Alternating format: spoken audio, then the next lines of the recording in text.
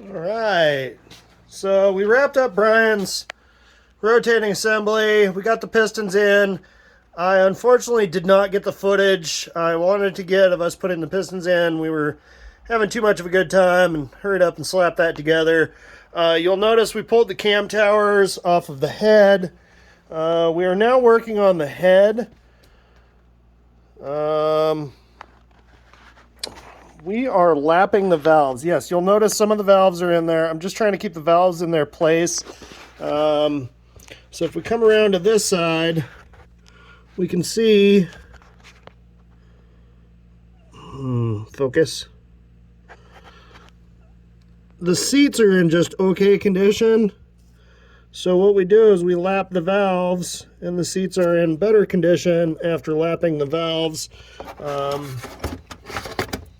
Here's a lapped valve. Oh boy, focus, focus, focus.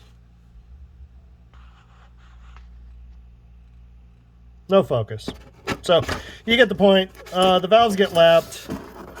Once you have a lapped valve, the mating surface is better.